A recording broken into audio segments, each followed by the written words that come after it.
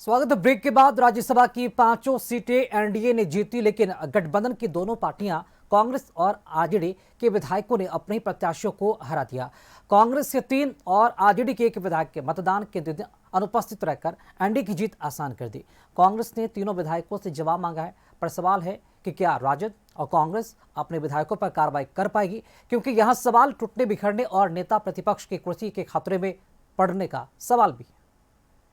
बिहार की राज्यसभा की 5वीं सीट ने महागठबंधन को बड़ी टीस दी है।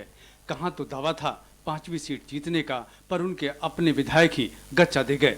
एनडीए की सटीक रणनीति के चलते महागठबंधन उम्मीदवार एडी सिंह चुनाव हार गए।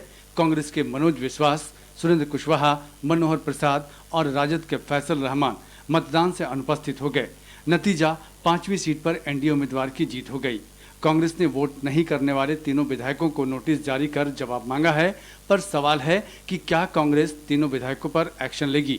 विधायक भी हर कार्रवाई के लिए तैयार हैं। फारबिसगंज के विधायक मनोज विश्वास कहते हैं कि अनुपस्थित रहकर उन्होंने पार्टी का भला ही किया है।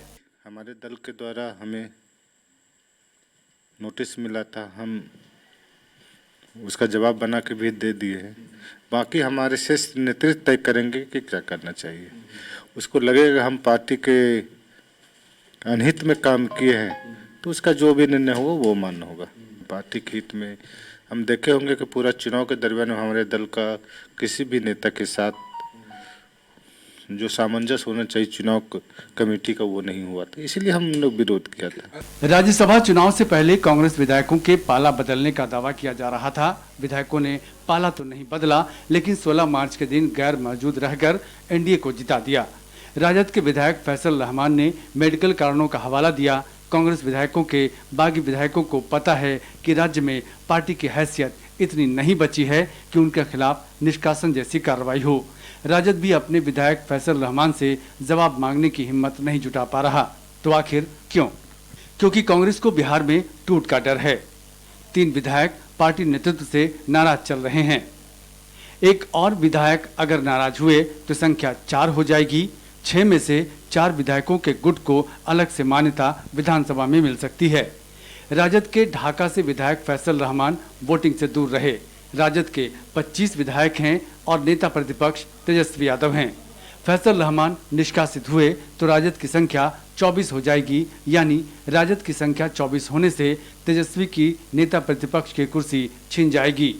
उपचुनाव में ढाका से राजद की जीत हो जाए ये भी तय नहीं है, क्योंकि ढाका सीट से फैसल रहमान सिर्फ 176 वोट से ही चुनाव जीत पाए थे। जेडीयू का कहना है कि तेजस्वी चाहकर भी फैसल रहमान पर कोई कार्रवाई नहीं करेंगे, क्योंकि वो प्रोटोकॉल और सुविधा के आदी हैं। उन्हें पता है कि अगर पार्टी के एक और भी सदस्य गए तो उनकी नेता प्रतिपक्ष की कुर्सी भी चली जाएगी। देखिए, राष्ट्रीय जनता दल के पास 25 विधायक है। मेरी जहां तक समझ है, तेजस्वी यादव को चूंकि लालू जी के बेटा होने का दम्भ भरते हैं, लेकिन कलेजा में दम नहीं है कि वो विधानसभा अध्यक्ष को लिख दे।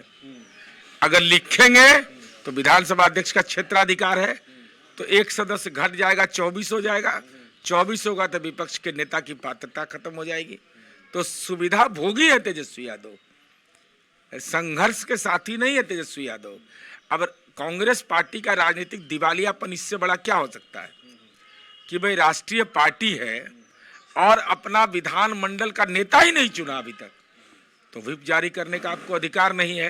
कांग्रेस के नाराज विधायक ये सवाल बार बार उठाते हैं कि चुनाव खत्म होने के 4 महीने बाद भी विधायक दल का नेता क्यों नहीं चुना गया। सवाल तो जायज है, क्योंकि इससे विधायक और पार्टी के बीच चल रही संवादहीनता खत्म हो जाती। दूसरी ओर तेजस्वी यादव को उस तरह से निराशा हाथ लगी है जहां से उन्हें कतई गैर वफा होने की उम्मीद नहीं थी। 16 मार्च को राज्यसभा चुनाव के लिए वोटिंग हुई और मतगणना भी उसी दिन हो गई। नतीजों से पता चला कि आरजेडी के 1 और कांग्रेस के 3 विधायकों ने गठबंधन के पक्ष में मतदान नहीं किया। अब दोनों दलों के सामने उहापोह की स्थिति है, क्योंकि दोनों दलों को अपनी गिरती हुई हैसियत का अंदाजा है।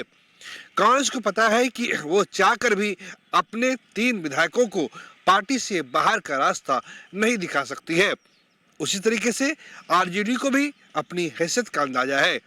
उसे पता है कि जिस फैसल रहमान ने महागठबंधन के प्रत्याशी के पक्ष में वोटिंग नहीं की, उन्हें ज़्यादा से ज़्यादा कार्रवाई के लिए एक नोटिस थमाया जा सकता है, लेकिन निष्कासन जैसी बात लगभग नामुमकिन है। कैमरा पर्सन राकेश रोशन के साथ प्रीतम कुमार, कशिश न्यूज, पटना।